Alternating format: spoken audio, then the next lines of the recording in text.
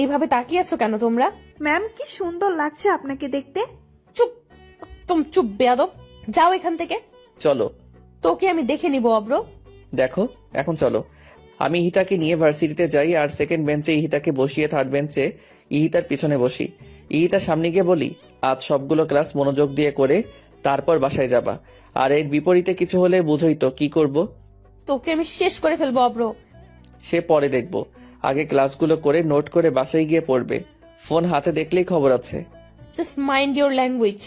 তোর কথা শুনতে ইহিতা চৌধুরী বাধ্য নয়। হাজারবার বাধ্য।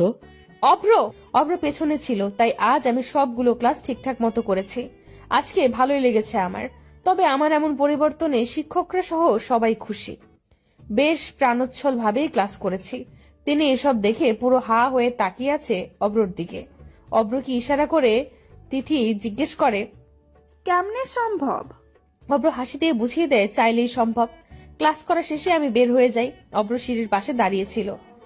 এক ছেলে ভুলে আমার ওড়নায় পাড়া দেয়, যার কারণে আমি টান খেয়ে অব্রর হাতের উপর পড়ে যাই আর অব্র আমাকে ধরে।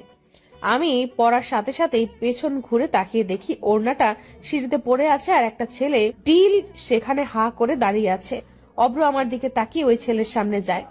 অব্র দেখে বুঝেছে ইচ্ছে করে ছেলেটা এমন করেনি। নেক্সট টাইম যেন এমন ভুল না হয়। জি ভাইয়া। যাও এখন।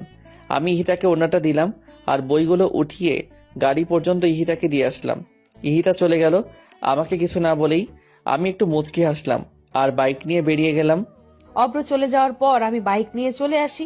বাসায় এসে ড্রেস খুলে টুকরো টুকরো করে কাটি আর সেইগুলো ছাদে নিয়ে উড়িয়ে দেই। অব্রকে মনে মনে অনেক বকা দিচ্ছি। এরপর নিজের মতো করে এসে খাওয়া দাওয়া শেষ করে ল্যাপটপ নিয়ে বসি। এর মধ্যে আমার ফোন বাজলো। ফোন রিসিভ করার সাথে সাথে অপর পাশ থেকে একটা ছেলে বলল, কাজটা ভালো করলে না ইহিতা, এর মাসুল তোমায় গুনতে হবে। এই বলে ছেলেটা ফোন কেটে দিল। আমি ভ্যাবাচাকা খেয়ে গেলাম। কে ফোন করলো আর কেনই বা এসব বললো?